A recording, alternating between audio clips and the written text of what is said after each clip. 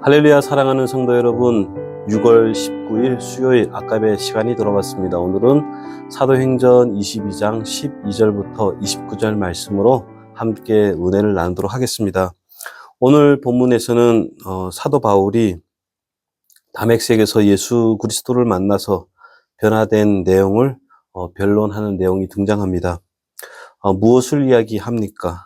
나는 유대인으로 길르기아 다소에서 태어났고 가말리아 문화에서 율법을 배워서 모든 사람이 당시 유대인들이 그리하였듯이 하나님에 대하여 열심을 가진 자였다라고 합니다. 그래서 기독교를 이단으로 생각하여 핍박했다라고 하죠.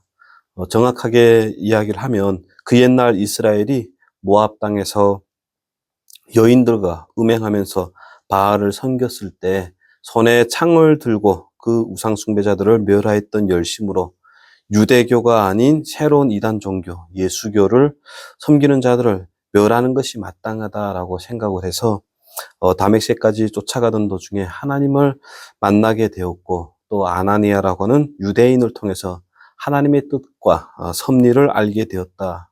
그리고 나서 이제 하나님의 뜻과 섭리에 순종하여 이방인의 빛으로 살게 된 것을 이야기를 하는 내용입니다. 오늘 본문에서 우리가 주목해 보아야 할 것은 사도 바울의 자신의 사도됨을 변론하거나 또 다른 사람이 어떻게 복음을 전하는가에 대한 의도는 없는 것으로 보여집니다.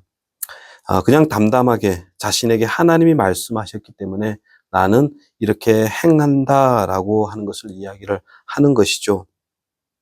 하나님의 뜻과 소원이 분명하다면 신자라면 어떻게 해야 되겠느냐?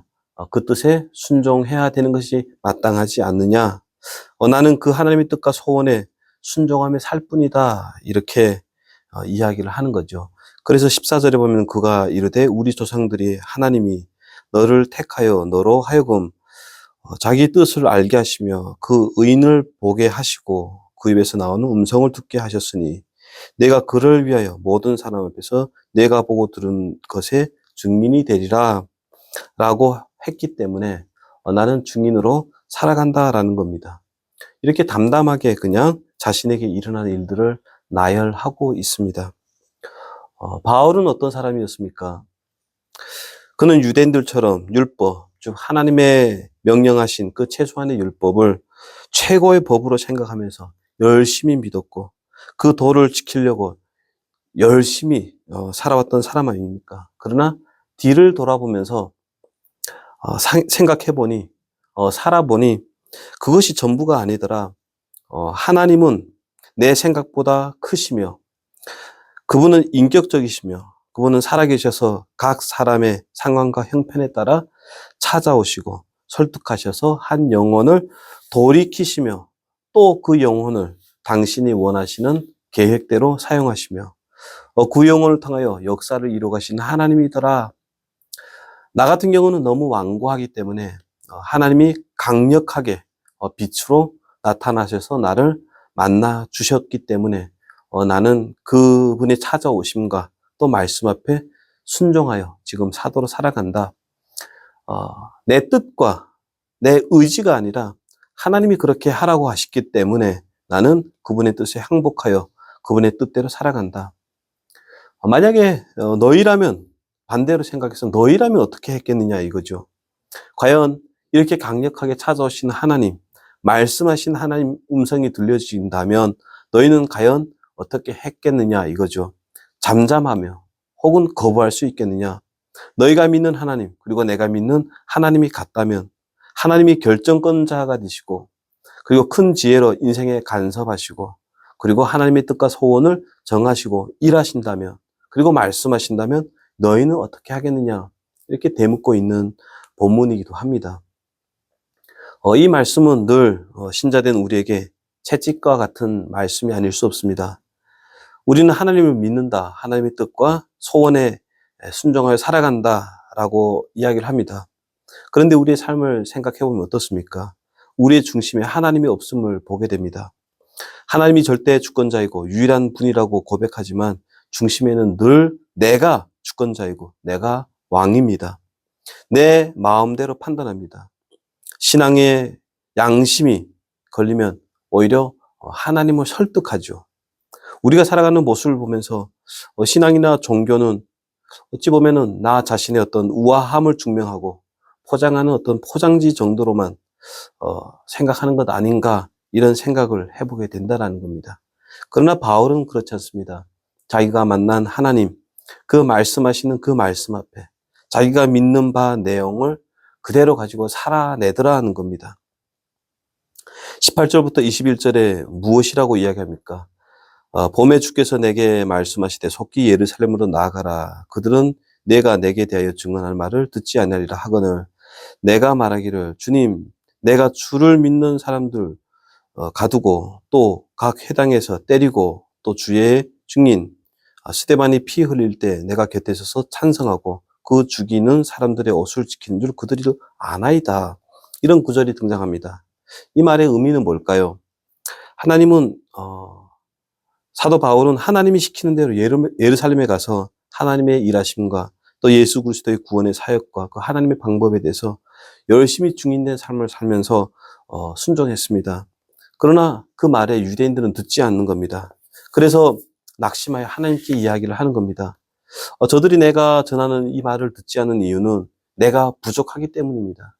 내가 덕이 없기 때문입니다. 이런 뜻이죠. 저들은 내가 주를 믿는 사람들을 가두고 또 각 회당에서 때리고 또 주의 중인 스데반이 피를 흘릴 때 내가 그 곁에 서서 찬성하고 그 죽이는 사람들의 옷을 지키는 줄 저들이 알기 때문에 내 이야기를 듣지 않는다라는 겁니다. 하나님 일을 하시려면 어떻게 자격과 조건이 좀 잘 준비된 사람, 그런 능력 있는 사람을 사용해야 되지 않습니까? 나는 자격이 없습니다. 이런 이야기를 지금 하고 있는 것입니다. 그런데 하나님이 다시 말씀하십니다. 나는 내게 다른 계획을 가지고 있다.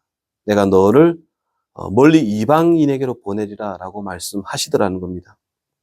그래서 나는 그분의 뜻에 순종하여 이방으로 갈 수밖에 없었다라고 합니다. 주권자가 되신 하나님이 말씀하시기에 신자로서 나는 그분의 말씀에 순종할 수밖에 없다.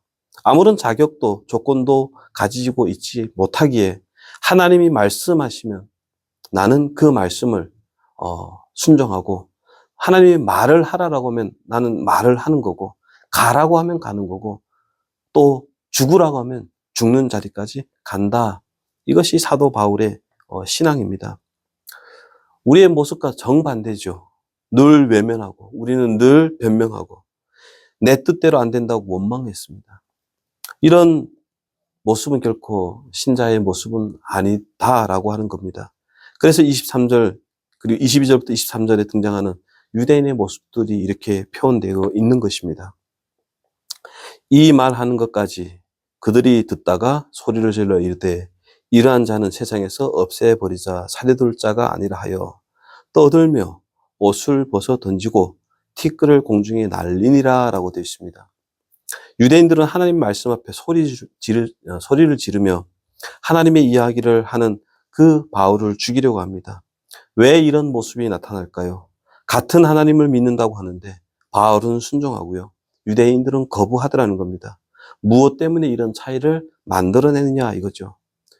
결국은 신앙관의 차이다라고 생각되어집니다.